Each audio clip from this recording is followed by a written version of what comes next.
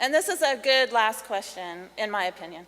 How will your campaign help the Green Party unite the various strains of the progressive movement, including labor and any other strain of the Mentioned Blair Mountain before. Blair Mountain was an uprising in West Virginia pertaining to labor. The miners were looking to not be murdered in their sleep, have their homes taken away from them, not have to pay for their goods at company stores with company script.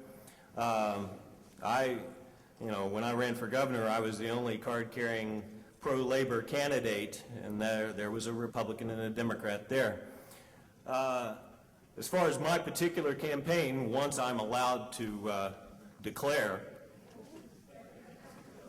I'm wondering why hasn't Ralph declared?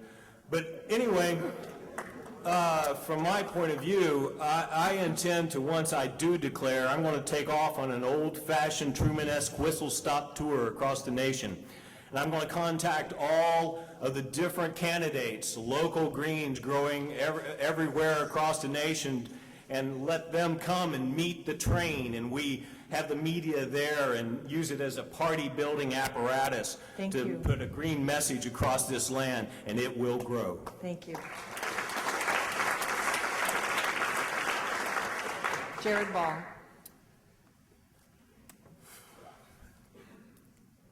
The work we've been doing, again through this capital resistance presentation that Hedrock and I have been doing for some years now, not always in this context, but most recently in this electoral political campaign process, has proven, whether we do this at a traditional hip-hop audience, which again is the most diverse audience in the world, or whether we do this for, as we did recently, for a majority white working class older male audience, once we lay things out, as has been mentioned, as to what the problems are, how we can deal with them, and offer people the option and the alternative. Again, why we're involved, why I got involved, why Hedrock and I got involved from the beginning, was to help build this party, was to help build an electoral political option for all the progressives, and we want to lay a challenge out to them. Again, we don't believe in voting for evil, period. If you are progressive, if you want change, you cannot keep going back to the same mechanisms that brought us back here in the first place. And we now have an option for you. So be progressive and be proud to be progressive and stop punking out, basically. Come on and get down with us.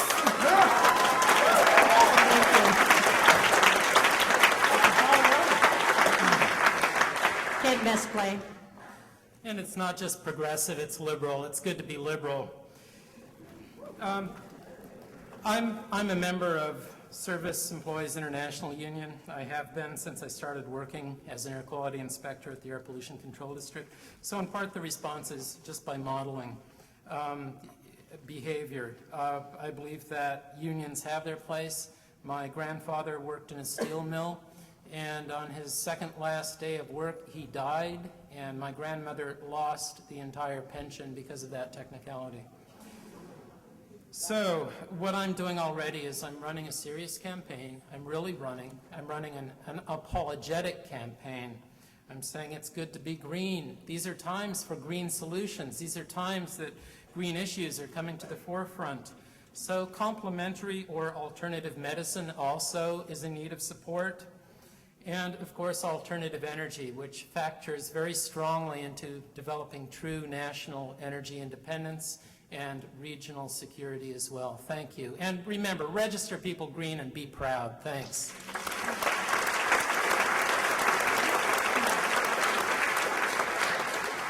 Cynthia McKinney. If there's one plea that I have, it is to please unite the party. How in the world can you expect us to go up against the mightiest force on this planet and we're not together? Please. It will take the kind of strength and courage to face the empire or to face that machine out there, and we can't do it divided.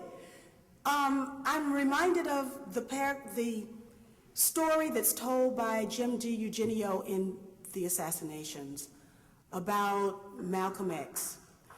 On the day that Malcolm X was murdered, he received a phone call from perhaps FBI agents, because it was no secret that the United States government wanted him dead.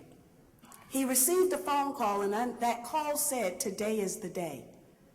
Now, Malcolm X could have told his wife, "Pack the children, we're gonna go away." But Malcolm X kept his date at the Audubon Ballroom. He told his wife, "Pack the children, I want them there." And so what we're doing is very serious. This is not a joke. This is talking about starting a movement in this country. And you can't do it if this one doesn't talk to that one and this one doesn't like the other one. So please, I have never seen anything like I have seen in the Green Party. So when I ask my constituents, people who support me, to come and join this, I want to be proud of what I've asked them to join. So please, come together. That is my community.